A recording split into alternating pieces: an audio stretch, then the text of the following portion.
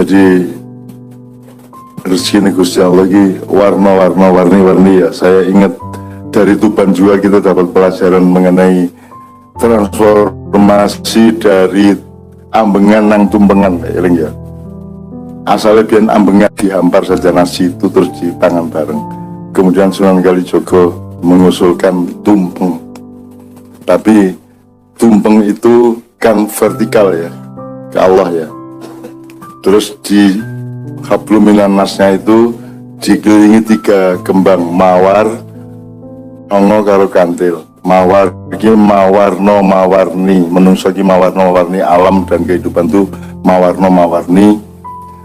Tur kenongono kenongene kenongono, kembang kenongo. Angger kantil, tetap kantil satu sama lain dan kantil kepada Allah Subhanahu wa taala. Itu kira-kira filosofi tumpengannya dari Tuban. Seperti saya pernah datang ke suatu tempat di Tuban, saya mendapatkan itu dari Allah Subhanahu wa taala, dari Kanjeng Sunan. Oke, berikutnya sekarang siapa lihat nih Mas? Mas. Oh iya, doa. Silakan. Mas Haji sabar kita masih sampai runga akan arek-arek. Assalamualaikum warahmatullahi wabarakatuh. Perkenalkan Mas, nama saya Joko dari Banyumas. Saya baru kali ini Mbah ke Mojopat Syafaat. Saya kesini mencari cahaya sejati Mbah.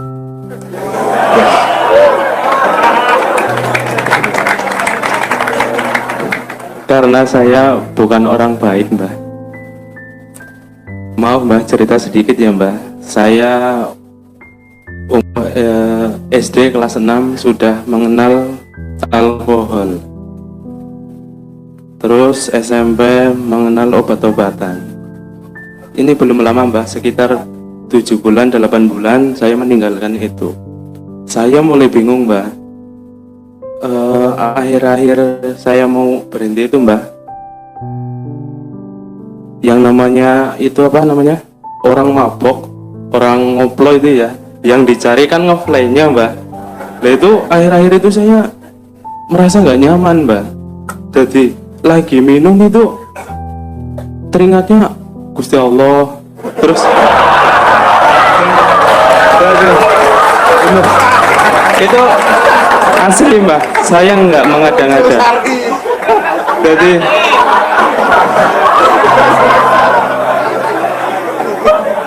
ingatnya dosa, ingatnya kematian, kan jadi nggak nyaman Mbak. Kayak gitu. Yang dicari ngefly tapi malah takut nggak nyaman. Terus saya berusaha meninggalkan itu ya Mbak. Selama 1 bulan, ternyata barang pulau apa itu meninggalkan itu semua. Ternyata banyak yang nggak suka sama saya Mbak. Nggak sukanya masalahnya selama itu saya kan nggak sadar apa yang saya perbuat, karena itu terpengaruh obat-obatan terlarang. Jadi saya mau terjun lagi rasanya sudah nggak nyaman karena takut dosa, teringat Gusti Allah. Jadi bingung Mbak. Terus saya iseng-iseng buka YouTube. Itu ada di YouTube itu ada itulah pengajian Cak Nun gitu ya. Terus saya buka iseng-iseng apa sih inilah. Terus kok masuk gitu loh Mbak. Terus ya alhamdulillah saya udah 2 kali ini, pertama di IAIN Purwokerto itu Mbak, terus keduanya di sini. Terus intinya saya itu Mbak, itu sebentar Mbak, agak lupa Mbak karena terpengaruh itu obat-obatan udah lama sih.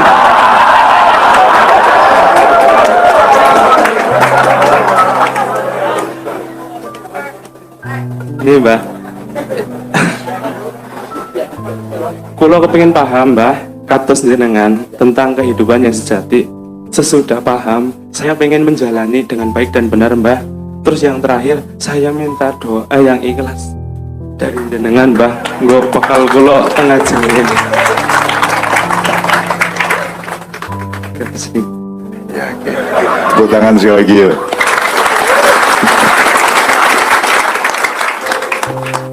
Muzamil tolong bantuin saya. Menurut keawaman pikiran kita, dia tuh mabuk aja sama Allah dipergoi kan gitu kan.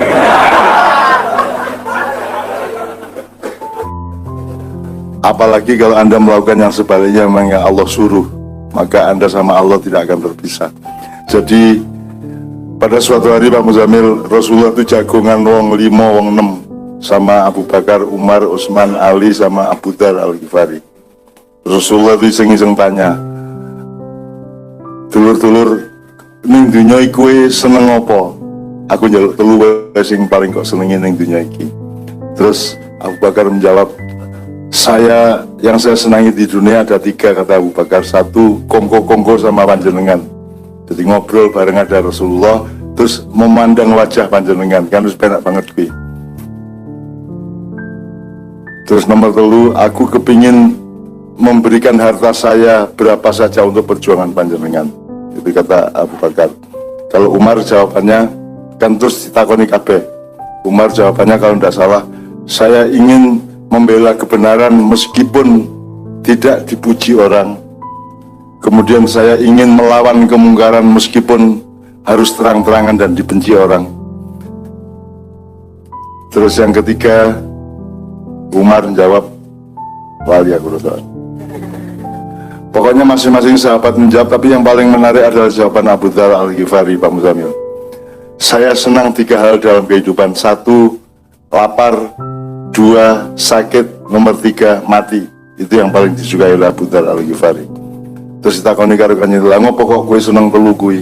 Terus Abu Dar menjawab, "Kalau lapar saya menjadi ingat kelemahan saya dan saya menjadi sangat pasrah kepada Allah untuk segala keperluan hidup saya.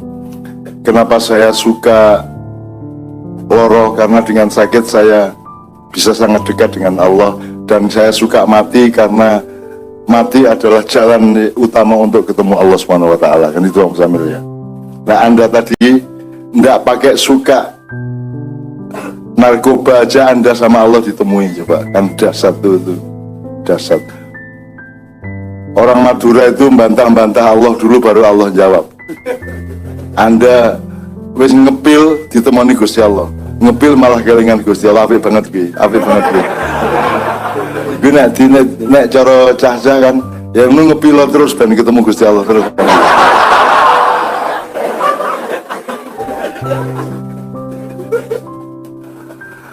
Jadi dulu saya punya teman di teater. Kita dulu pernah mementaskan judul satu teater agak besar namanya Geger Wong Oyak Macan. Itu untuk memperingatkan masyarakat Jogja bahwa akan ada pembunuhan para preman. Yang saya sudah tahu jumlahnya sebanyak 89 orang. Dan itu kita pentaskan beberapa hari sebelum pembunuhan pertama dilakukan. Tapi kedisian pembunuhannya sebelum pentas dilakukan karena salah satu preman ini nyolong motore Dandim. Motor tau gue, langsung dipateni toh. Urung wayahe wis nyolong malah gitu. Nah, dalam drama itu kita pentaskan di Jogja, Surabaya dan Malang, kelingan saya. Nah, ada waktu itu kan zaman Pak Harto, jadi ada yang menjadi Pak Harto namanya Sang Prabu Haryo Semangkin. Karena Pak Harto kan terkenalnya ngomong semakin lama semakin lama. Terus pemain Pak Harto waktu itu namanya, teman kita namanya Simon Harte, dan salah satu pemain yang lain namanya Jemek, yang Anda sudah kenal ya, Jemek Supardi ya, yang terkenal di internet itu. Nah, pada pementas gue nek main teater iki ngelundasmu, tadi mesti nek hari kedua mesti mulai kerengan, mulai uring-uringan. Nah, bentroklah Simon sama Jemek ini di Surabaya. Kerengan sampai ora wawu sampai jutaan. Terus pokoknya musuhan pol wis. Nah, saya sebagai sesepuh kan belum punya cara bagaimana mendamaikan. Memang kedua-duanya tidak salah. Karena memang sama-sama capek, maka semua proses berteater itu begitu rupa capeknya sehingga pada waktu tertentu nanti akan mudah marah dan mudah bentrok, mudah kerengan. Terus dari Surabaya kita pindah ke Malang. Ternyata Allah itu ya kayak kaya nang kue biasa wong sembahyang ketemu Allah, kue ora ngepil ketemu Allah, enak tau gue, enak banget ya. Nah, di Malang itu ada tempat pelacuran namanya Kalisari. Sing arek Malang mesti ya sampean. Zaman biyen ya Mas ya. Kalisari. Nah, pagi itu begitu sampai di Malang, beberapa jam kemudian 2 orang ini sudah hilang. Ketemulah mereka di tempat pelacuran Kalisari itu. Melaku terus duk, mek, terus berdamailah mereka. Kalau pakai ilmu linier, barang siapa bertengkar, untuk bisa berdamai kembali, carilah tempat pelacuran. Udah. Jajah loro kita di akrab kayak Bali, sama semua loro kayak. Mek, gitu kan. Akhirnya mereka berdamai. Itu. Jadi Allah itu memberi hidayah. Innaka la tahdi man ahbabta walakinnallaha yahdi man yasha. Pak Muzamil, kalau Pak Muzamil ditambahin. Kamu tidak bisa memberi hidayah kepada orang yang kau kehendaki, tapi Allah yang memberi hidayah meskipun engkau cintai. Iya. Innaka la tahdi man ahbabta. Kalau tidak akan bisa memberi hidayah orang yang engkau cintai, walakinnallaha yahdi man yasha, tapi Allah yang memberi hidayah kepada orang yang dia kehendaki. Jadi ada orang yang seneng sholat tapi kelingan Kalisari terus ya no. Aku iki malah kualik ngepil malah kelingan Gusti Allah, apik banget aku. Jadi Anda tinggal bersyukur. Jadi Anda sangat disayang Allah.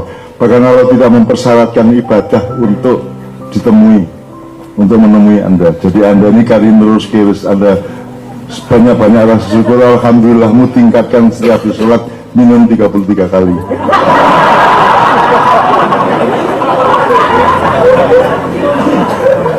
Lebih ya coba obat-obatan toh, maksudnya apa dikolkin, kodrek.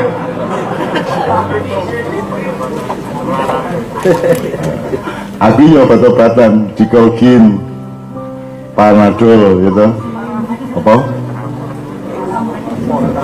Aku malah tak tahu kelingan Gusti Allah yang memberi kolkin ki. Kue narkoba malah kelingan Gusti Allah, berarti itu walakinnallaha yahdi man yasha, tapi Allah memberi petunjuk kepada siapa saja yang dia kehendaki, dan tidak ada rumusnya siapa yang dikehendaki oleh Allah. Tidak bisa diteliti, tidak bisa dirumuskan. Dan Anda tiba-tiba ada di situ. Jadi Anda adalah orang yang sangat dicintai oleh Allah Subhanahu wa taala. Mungkin karena tirakatnya mbah-mbah mumbian pusing dia. Terus Anda mendapatkan berkah, rute berkahnya itu sampai ke titik Anda itu. Alhamdulillah. Jadi saiki kue kudu oke matur nuwun dan banyak-banyak membuat sesuatu yang orang matur nuwun ke Anda. Itu Mas ya. Mbuh meneng-meneng kue nang tonggo mumpak enten sing ngasih diumbah mboten kula mbae ngono ya. Sakarepmu wis. Ini pun disapu dereng niki, kula sapenane nggih ngono ya. Sakarepmu lah. Ning aja njur ni bojone pun dialun dening Jadi kalau logikanya Pak Muzamil, banyak-banyaklah bersyukur kepada Allah dan perbanyaklah perbuatan yang membuat orang berterima kasih kepada Anda. Kira-kira seperti itu Mas. Itu cahaya cahaya sejati itu.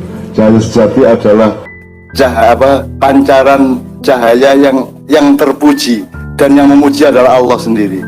Jadi kalau Anda berbuat hal yang membuat orang terima kasih kepada Anda, merasa Anda berjasa dan berutang budi kepada Anda, itulah sebaik-baiknya cahaya. Karena cahaya itu kan dia juga benda, dia juga simbol. Jadi